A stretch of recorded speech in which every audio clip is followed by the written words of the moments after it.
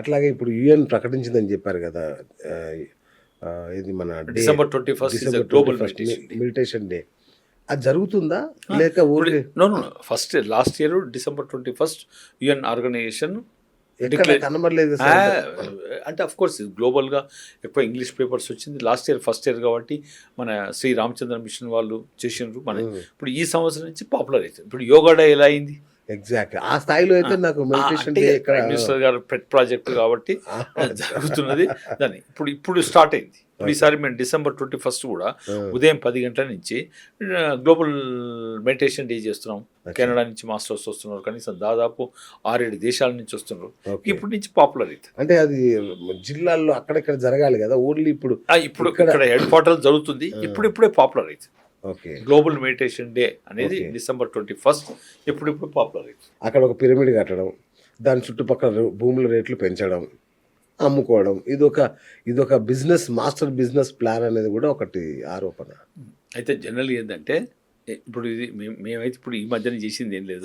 2007 2008లో వాస్తవంగా ఏం చేస్తారు, ఓ లేఅవుట్ పెంచరు, ఓ పిరమిడ్ ల్యాండ్ ఇస్తారు, ఎవరో రియల్ ఎస్టేట్ అతను ప్లాట్లు చేసుకుంటాడు, ఆ వచ్చిన డబ్బుతోటి పిరమిడ్లు కడతారు. జరుగుతున్నమాట వాస్తవం. బట్ అందులో తప్పేం లేదు. ఇప్పుడు అట్లాంటి ఎన్ని ప్లాటింగ్ రైతులు, ఎన్ని వెంచర్ రైతులు. ఓకే, పత్రిజీ గారు లేరు ఇప్పుడు. సో సొసైటీ అంతా గందరగోళంగా ఉంది, నడిపించే నాయకుడు లేడు, నాయకురాలు లేదు, అంత అతలకుతలంగా ఉంది అనేది ఒక ప్రచారం నడుస్తుంది. చాలా బాగుంది. ఎందుకంటే జూలై 22 నుంచి ఎంత డిసిప్లిన్ ఉందంటే, ఎక్కడో మారుమూల ప్రాంతాల్లో ఒకరిద్దరేమో కానీ చాలా ఆర్గనైజ్ ఉంది, చాలా క్రమశిక్షణతో ఉంది. ఎస్పెషల్ హెడ్ క్వార్టర్కు ఏదైతే కడతాలో దానికి నేను చైర్మన్ ఖరాఖండిగా చెప్పగలుగుతాను.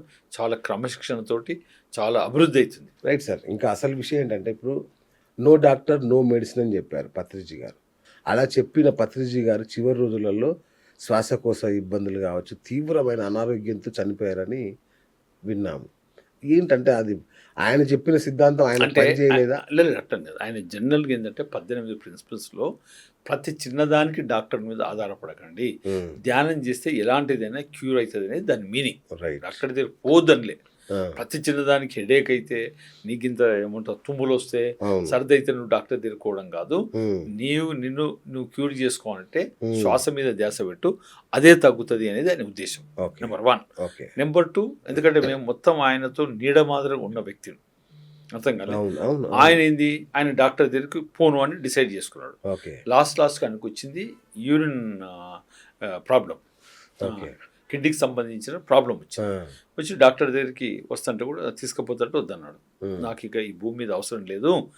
అదే కదా ఆయన గొప్పతనం. లేకుంటే సింపుల్గా డయాలిసిస్ డయాలిసిస్ తోటి ఏండ్లు బతారు. నాకు అవసరం లేదు, నా వచ్చిన పర్పస్ పని అయిపోయింది, ఐ వాంట్ టు గో అని చెప్పి 1 నెల రోజులు అందరికి కలిసి, ప్రతి ఒక్కరికి సెకండ్ ఇచ్చి కలిసి క్లారిటీగా చెప్పి ఈ లెఫ్ట్ ది బాడీ. ఓకే, మాట మీద ఉన్నాడు ఆయన. అవసరం లేదు, నా పర్పస్ అయిపోయింది ఇక్కడ. కానీ అనారోగ్యం కూడా రాకూడదు కదా అనేది నా వాదన. అంటే ఇప్పుడు ఏముంటుందంటే ఫిజికల్ బాడీకి, ఇప్పుడు మీరు ధ్యానం చేసినంత కృష్ణుడు చనిపోలేదా, బుద్ధుడు చనిపోలేదా?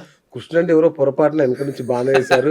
ఆయన కర్మ, ఆయన కర్మలు ఉన్నాయి కాబట్టి మాత్రాన 100% హెల్త్ ప్రాబ్లం ఉండదనో, లేకుంటే ఫర్ ఎవర్ చనిపోవడం ఎక్కడ లేదు. అదేలేండి, అవును. ధ్యానం చేసినంత ఏంటంటే ఉన్నంత కాలం హాయిగా ఉంటావు అనేది దాని అర్థం.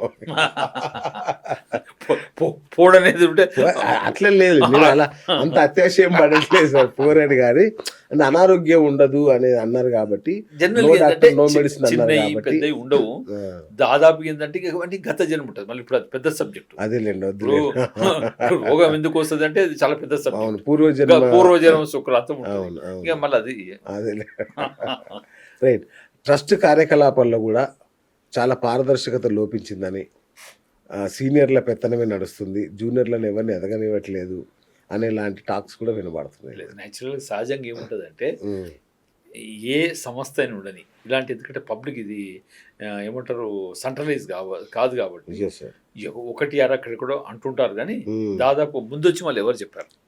ఇప్పుడు మాకు కడతాల ట్రస్ట్ ఉంది, ఇది మెయిన్ ట్రస్ట్. ఎందుకంటే దీన్ని మొత్తం everything is official, check payments everything ఆన్లైన్లో ఉంటాయి. మా అకౌంట్స్లో మొత్తం డిస్ప్లే పెడతాం, ఎవరైనా రావచ్చు, కనెక్టెడ్ అన్కనెక్టెడ్, మీరు ఏ అకౌంట్ నుంచి వెరిఫై చేసుకోవచ్చు. ఓకే. నేను ఒక అశోక బిల్డర్ చైర్మన్గా అంతే కదా. 35 సంవత్సరాలకు కంపెనీ నడుపుతున్నాను కదా. అవును. మా అకౌంట్స్ కంటే ఈ అకౌంట్స్ బాగుంటాయి. ఇది మొత్తం శ్రీరామ్ గోపాల్ గారని టాటా కంపెనీలో 20 సంవత్సరాలకు వైస్ ప్రెసిడెంట్గా చేసిన వ్యక్తి ఓకే. మానిటర్ చేస్తాడు. ఓకే. ఒక సత్యనారాయణ గారు మా జనరల్ మేనేజర్ ఉంటాడు, మా అకౌంట్ ఉంటాడు, ఇంకో ట్రస్ట్ ఉంటాడు.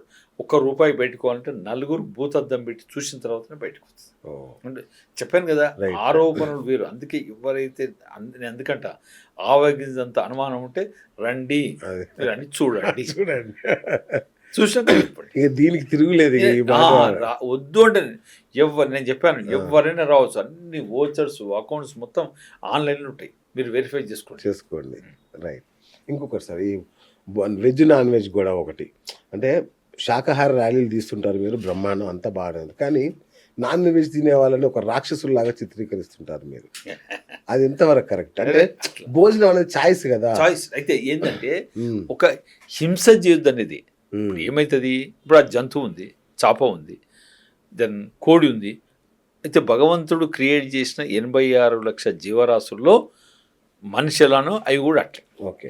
అవి అమాయకంగా ఉండే జంతువులను చంపకూడదు అనేది ఇవాళ మేము చెప్తుంది కాదు.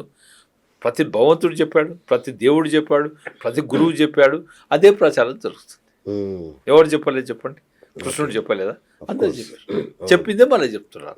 గంతి ఇది కొత్తది ఏమీ లేదు. ఇక పిరమిడ్ విషయానికి వస్తే ఫస్ట్ మనం మాట్లాడుకున్నాం. పిరమిడ్ మీద కింద కూర్చుంటే ఏదైనా ప్రత్యేకమైన శక్తులు అట్లాంటివి వస్తాయా? నమ్మకం చెప్పాను కదా, నమ్మకం. పిరమిడ్ అనేది ఒక స్ట్రక్చర్. ఇట్ ఈస్ సైంటిఫిక్ గా దానికి ఒక యాంగిల్ ఎవ్రీథింగ్ ఉంటుంది. మీరు బయట ఒక 1 అవర్ చేస్తే ఎంత శక్తి, ఎంత రిలాక్సేషన్ వస్తుందో పిరమిడ్లో ఒక ½ అన్ అవర్ వస్తుంది. అది సైన్స్ బేస్. అది అవునా? అది ప్రూవెన్ థియరీ ఉంది. దాని మీద కొన్ని లక్షల వేల బుక్స్ ఉన్నాయి. ఓకే. బయట కూర్చుంటే ఏమవుతుంది, మీకు శక్తి అనేది టైం పడుతుంది, ఇందులో ఫాస్ట్గా రిలీజ్ అవుతుంది. ఓకే. అంతే. Right sir. ధ్యానం అనేది ఎన్ని నిమిషాల్లో చేయాలి? అంటే కొందరు గంటల తరబడి చేస్తారు కదా, అలా చేయడం కరెక్టేనా? అంటే మినిమం ఏమన్నాడు మా సారు, ఎవరి వయసు ఎంత ఉందో అన్ని నిమిషాలు మినిమం చేయండి. అది ఫస్ట్ పాయింట్. రెండో పాయింట్, మీకు సమయానుకూలంగా కూర్చొని చేయండి. ఇప్పటికి హిమాలయస్లో స్వామీజీలు 100,000 ఏళ్ళకెళ్ళి చేస్తున్నారు. అది వారి ఇష్టం. కాబట్టి మనం ప్రాపంచికంలో ఉన్నాం కాబట్టి ఇప్పుడు ఎన్నోసార్లు నాతో చెప్పేది, అయ్యే ప్రాపంచికంలో అందుకే మా దాంట్లో సారు భార్య పిల్లలు దేవుడు సంసార జీవితం ఉండాలి, వ్యాపార జీవితం ఉండాలి, అన్నీ అనుభవిస్తూ ఎరుకలో ఉండాలి. తప్పు చేయకుండా ఎరుకలో ఉంటూ జీవితం గడపాలి. సంసారంలో మోక్షం అన్నట్టు. ఓకే. అట్లా. ఓకే. సో పోయిన సంవత్సరం మీరు 64 దేశాలు తిరిగా అని చెప్పారు. ఇప్పుడు పెరిగాయి సార్ ఈ సంవత్సరం? ఈసారి కొంచెం తక్కువైనాయి, ఇంకో 4-5 యాడ్ అయినాయి. ఇప్పటికి 67 దేశాలు. వండర్ఫుల్. సో ఇన్ని తిరిగారు కదా సార్.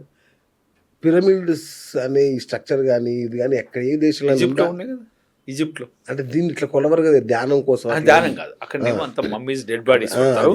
బట్ పిరమిడ్లో ధ్యానం అనేది ఓన్లీ భారతదేశంలోనే, ఓన్లీ పిరమిడ్ సొసైటీలోనే పత్రిజీ గారు ఏదైతే చెప్పారో వాళ్ళే తప్ప ఇంకా వేరే ఏ దేశం. అదే అంటున్నా, ఏ దేశంలో లేనిది మన దేశంలోనే ఎందుకు ఉంది ఇది? ఇప్పుడు 200x200 సైజు కడుతున్నారు. ఇప్పుడు స్టార్ట్ అయింది ఇక ఫారిన్ కంట్రీస్ లో కూడా. ఒకసారి ఇండియాలో వాళ్ళు చూస్తున్నారు, ఇక్కడ జరుగుతున్న అడ్వాంటేజ్ చూసి ఇప్పుడు మొదలైంది. ఓకే. ఓకే. ధ్యానం చేస్తే కర్మలు కూడా తొలగిపోతాయా? ఇక అది అంతవరకు నేను ఒక సైంటిఫిక్ పర్సన్ గా అంటే చెప్తారు కదా, మనం వాళ్ళు ధ్యానం చేస్తే కర్మలు తొలగిపోతాయి అంటారు. ఇవన్నీ భగవద్గీతలు ఉన్నాయి. భగవద్గీతలో ప్రతి శ్లోకంలో ఉన్నది. అయ్యా నువ్వు ఎప్పుడైతే పాపాలు చేయవు, ఏం చేయవు, నీ కర్మలు ఏమైనా ఉంటే దగ్ధం అవుతాయి అని శ్లోకాలు. ఇక కర్మ దగ్ధం అవుతుందా లేదని ప్రూఫ్ ఉండలేదు.